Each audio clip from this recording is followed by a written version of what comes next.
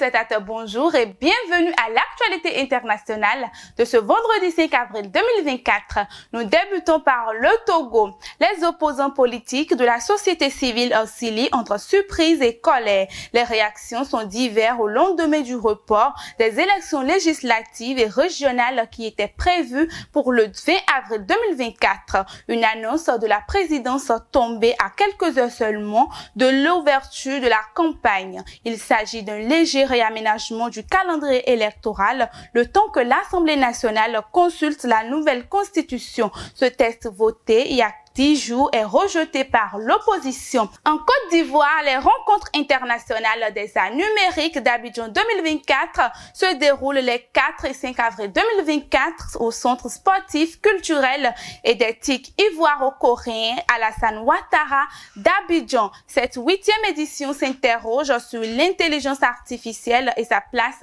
dans l'art. Dans l'est de la République démocratique du Congo, ces derniers jours, plusieurs attaques meurtrières sont attribuées aux groupes armés Allied Democratic Force qui a fait allégeance à l'État islamique.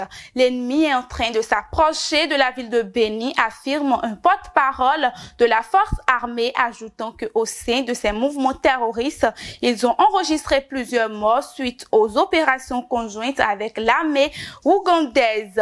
Au Botswana, le président botswanais Mokwesi Mossi manifeste son mécontentement à l'endroit des autorités allemandes. Le ministre allemand de l'Environnement dirigé par les écologistes dénonce le braconnage au Botswana et souhaite limiter l'importation de trophées de chasse. Ainsi, le Botswana menace d'envoyer 20 000 éléphants en Allemagne.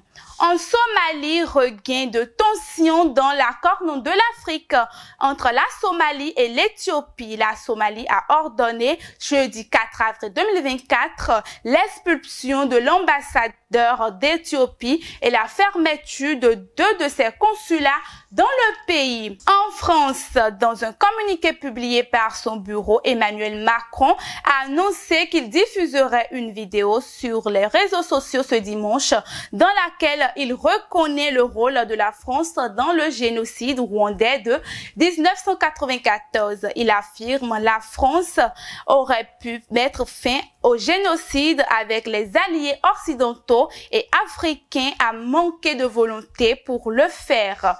Pour finir, mesdames et messieurs, nous allons aux États-Unis où le président américain appelle Israël à un cessez-le-feu immédiat. Joe Biden a évoqué pour la première fois jeudi 4 avril 2024 la possibilité de conditionner l'aide américaine à Israël à des mesures tangibles de la part du gouvernement de Benjamin pour répondre à la catastrophe humanitaire en cours à Gaza. Chers amis téléspectateurs, c'est la fin. Merci de nous avoir suivis. À bientôt.